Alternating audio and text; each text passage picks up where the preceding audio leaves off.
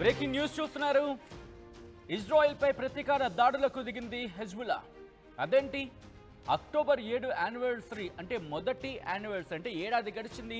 Hamas Israel మధ్య జరిగిన దాడుల నేపథ్యంలో ప్రతీకారం తీర్చుకుంటే హమాస్ కదా తీర్చుకోవాలి, హెజ్బుల్లా ఎందుకు దిగిందనే ఒక డౌట్ రావచ్చు. ఒకసారి దాని గురించి మాట్లాడుకునే ప్రయత్నం చేద్దాం. హమాస్ కూడా దాడి చేసింది. ఇక్కడ హమాసే కాదు, హెజ్బుల్లా కూడా ఇప్పుడు దాడులకు దిగింది. హెజ్బుల్లా చీఫ్ నస్రుల్లా, నెంబర్ 2 అఖిల్ అంతమొందించిన నేపథ్యంలో ఇజ్రాయెల్పై ప్రతీకార దాడులకు ఇప్పుడు దిగుతోంది హెజ్బుల్లా. ప్రతీకారంతో రగిలిపోతోంది. ఎప్పుడెప్పుడు సమయం దొరుకుతుందా, ఎప్పుడెప్పుడు దాడికి దిగుదామంటూ హెజ్బుల్లా ఈ అంశానికి సంబంధించి సమయాన్ని కరెక్ట్గా టైం దక్కినప్పుడు, కరెక్ట్గా టైం చిక్కినప్పుడు దాడులకు దిగాలంటూ కూడా హెజ్బుల్లా ప్లాన్ చేసుకుంది. ఇప్పటికే ఒక పక్క హమాస్, మరోపక్క హౌతీ రెబల్స్, మరోపక్క హెజ్బుల్లాతో ఇజ్రాయెల్ యుద్ధం చేస్తోంది. ఇప్పుడు ఇరాన్కి సంబంధించి కూడా ఎటువంటి వ్యూహంతో ముందుకు వెళ్ళాలని అనుకుంటున్న తరుణంలో ఇప్పుడు హెజ్బుల్లా ఇజ్రాయెల్ మీద దాడికి దిగింది. దానికి సంబంధించిన బ్రేకింగ్ న్యూస్ చూస్తున్నారు. ఉదయం లెబనాన్ నుంచి 130కి పైగా రాకెట్లు, క్షిపణులతో దాడికి దిగింది. ఇజ్రాయెల్ 3వ అతిపెద్ద నగరంపై అంటే హైఫా నగరంపై రాకెట్లు, క్షిపణులతో దాడికి దిగింది. ఒక్కసారి ఆ విజువల్స్ చూద్దాం.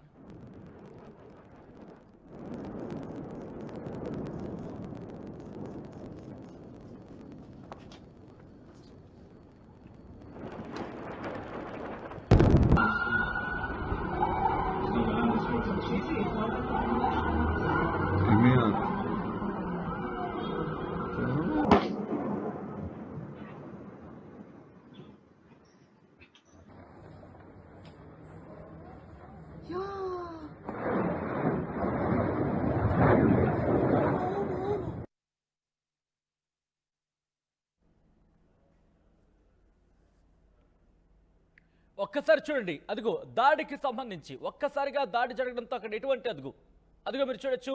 ఒక్కసారిగా అక్కడ దాడి జరగడంతో పూర్తిగా చీకట్లు కమ్మేశాయి. విద్యుత్ సరఫరా నిలిచిపోయింది. ఒకవైపు మీరు చూస్తే కనుక అదిగో చూడండి, ముందుగా మనకి ఇలాగే ఉంది వాతావరణం, కానీ ఒక్కసారి అదిగో దాడి జరిగిన తర్వాత పూర్తిగా అంధకారంలోకి వెళ్ళిపోయింది. కొన్ని ప్రాంతాలకు, కొన్ని చోట్లకు మాత్రమే అక్కడ విద్యుత్ సరఫరా ఉన్న పరిస్థితి. ఒక్కసారి బిఫోర్ ఆఫ్టర్ రెండింటిని చూపించే ప్రయత్నం చేస్తాను. మరొకసారి ప్లే చేద్దాం ఈ క్లిప్ని. ఇదిగోండి, ఇక్కడ మీరు చూడొచ్చు, ఇది దాని యాక్చువల్ పరిస్థితి అక్కడ. కానీ ఆ తర్వాత మీరు చూస్తే కనుక వెంటనే ఎప్పుడైతే అటాక్ జరిగిందో, దాడి జరిగిందో, వెంటనే చీకట్లు కమ్మేశాయి. కొన్ని ప్రాంతాలకు మాత్రమే అక్కడ విద్యుత్ సరఫరా, కొన్ని ఏరియాలకు మాత్రమే, ఒక విధంగా మన వాడుక భాషలో చెప్పుకుంటున్న కొన్ని ఫేజెస్కి సంబంధించి అంటూ కూడా. సో ప్రస్తుతం దాడులకు సంబంధించి విజువల్స్ మీరు చూస్తున్నారు. ఇజ్రాయెల్ మీద దాడికి దిగింది హెజ్బుల్లా. ప్రతీకారంతో రగిలిపోతున్న హెజ్బుల్లా దాడులకు దిగింది ఇజ్రాయెల్ పైన 130కి పైగా రాకెట్లు, క్షిపణులతో ఇక్కడ యుద్ధానికి ఉపక్రమించింది. దాడుల్లో 100 మందికి పైగా పౌరులు మృతి చెందినట్టుగా తెలుస్తోంది. 5 IDF సైనిక స్థావరాలు ధ్వంసమయ్యాయి. IDF అంటే ఇజ్రాయెల్ డిఫెన్స్ ఫోర్స్ స్థానిక సైనిక స్థావరాన్ని లక్ష్యంగా చేసుకుని హెజ్బుల్లా దాడులకు దిగింది. హెజ్బుల్లా దాడులను ధృవీకరించింది ఇజ్రాయెల్ కూడా. మరోవైపు బీరూట్ పై ఇజ్రాయెల్ సైన్యం దాడులకు దిగుతోంది. ఇక్కడ ఇంట్రెస్టింగ్ గా హెజ్బుల్లా దాడిని ధృవీకరించింది ఇజ్రాయెల్. అంటే తమ భూభాగంలో దాడులు జరిగాయని ధృవీకరించడం ఇక్కడ ఇంట్రెస్టింగ్ అని చెప్పుకోవాలి. ఎందుకంటే ఇజ్రాయెల్ ఎప్పుడు చెబుతుంది తమ ఐరన్ డోమ్ వ్యవస్థ దాదాపు 70 కిలోమీటర్లు కావచ్చు, లేకపోతే ఆ రేంజెస్ ఉన్నాయి ఏరోస్పేస్ కి సంబంధించి. అంటే యూరో 2 కావచ్చు, యూరో 3 కావచ్చు, ఈ రెండు కూడా కీలకమైనవి ఇంటర్సెప్టర్స్. వాటిని అవి అక్కడ నిలవరిస్తాయంటూ కూడా. కానీ ఒకసారి విజువల్లో మీరు చూడొచ్చు, అదుగు స్ట్రైక్ ఆన్ హెజ్బుల్లా అంటూ కూడా మీరు చూడొచ్చు.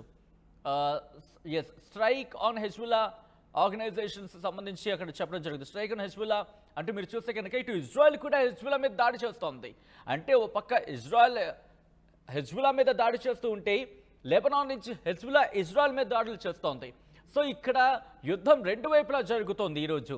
ఇంతవరకు కూడా ఇజ్రాయెల్ దాడి చేస్తే హెజ్బుల్లాకి సంబంధించి అటాక్ జరిగిన సందర్భాన్ని చూసాం, లేకపోతే హెజ్బుల్లా దాడి చేస్తే ఇజ్రాయెల్ దెబ్బతిన్న పరిస్థితి చూసాం. కానీ ఈరోజు రెండు వైపులా కూడా దాడులు జరుగుతున్నాయి.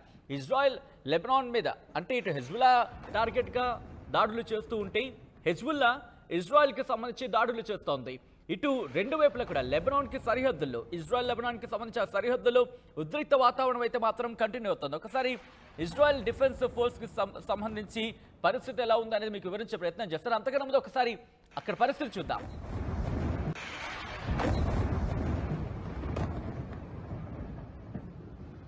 مجددا سمر أنا لا أستطيع.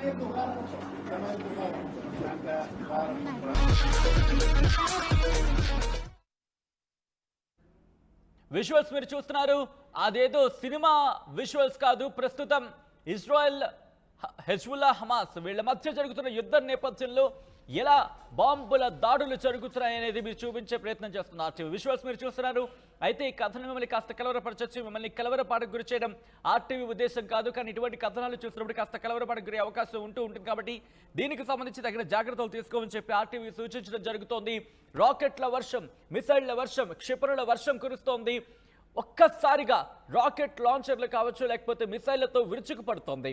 మరోవైపు చూసుకుంటే కనుక వైమానిక దాడులతో బీరుట్ మీద వైమానిక దాడులకు దిగుతోంది ఇజ్రాయెల్.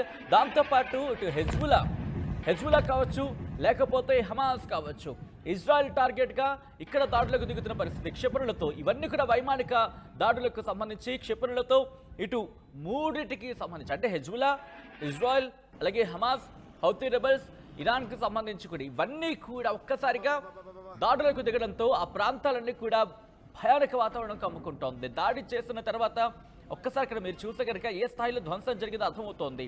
ఒక నిప్పుల పొగ ఉబికి పైకి లేచింది. అది కూడా మీరు చూడొచ్చు ఏ స్థాయిలో అక్కడ ధ్వంసం జరిగిందో అనే దానికి ఎగ్జాంపుల్ ఇదొక్కటి, ఒక ఎగ్జాంపుల్ మాత్రం. ఎలాంటిది?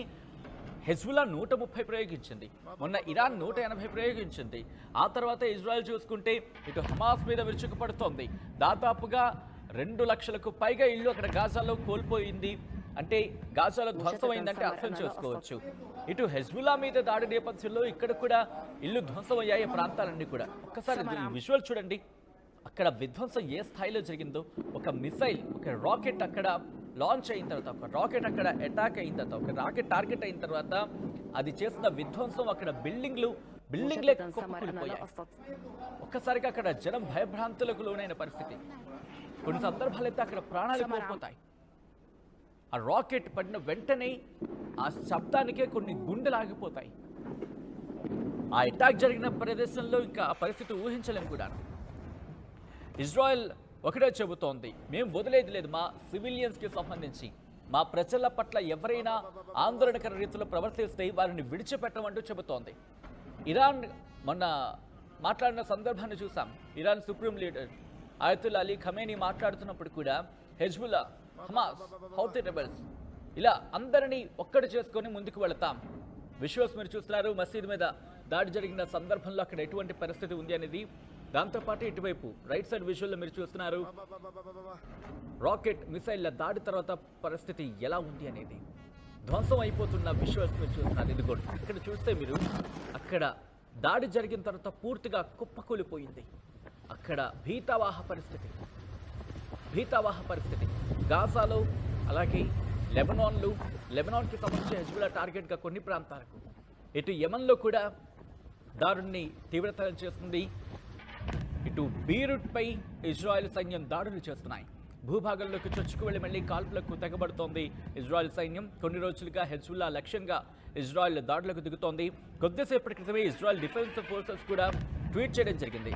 ది కమాండర్ అంటూ చూస్తే general Michael Erik Kurilla conducted a situation assessment with the chief of general staff అంటూ ఆ డీటెయిల్స్లో ఎటువంటి సిచ్యువేషన్ ఉంది అనేది మెన్షన్ చేసే ప్రయత్నం చేశారు.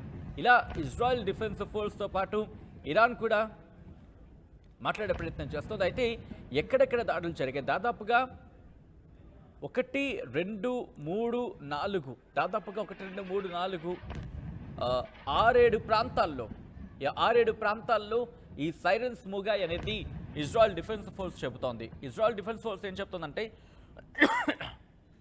sirens surrounding in Tel Aviv and central Israel exactly a year after October 7 massacre అంటూ కూడా ఇటు ఇజ్రాయెల్ చెప్పుకొస్తుంది. అక్టోబర్ 7న జరిగిన ఆ దుర్ఘటన తర్వాత మళ్ళీ ఈరోజు టెల్ అవీవ్ అలాగే సెంట్రల్ ఇజ్రాయెల్లో మళ్ళీ సైరన్ల మోత మోగింది. మిసైల్ వర్షానికి సంబంధించి మిసైల్ వర్షం, బాంబు దాడుల నేపథ్యంలో సైరన్లు మోత మోగిందంటూ కూడా ఇజ్రాయెల్ చెప్పుకొస్తోంది. దాంతోపాటు గాజాకి సంబంధించి కూడా ఇక్కడ అంశాన్ని ప్రస్తావించడం జరుగుతోంది. సో ప్రస్తుతం అయితే మాత్రం ఇటు గాజా, లెబనాన్, అలాగే యెమెన్తో పాటు ఇరాన్ ఈ ప్రాంతాల మాత్రం ఉద్రిక్త వాతావరణం నెలకొంది. ఇజ్రాయెల్ దాంతోపాటు లెబనాన్లో కూడా తీవ్ర ఉద్రిక్త పరిస్థితులు నెలకొన్నాయని చెప్పుకోవచ్చు.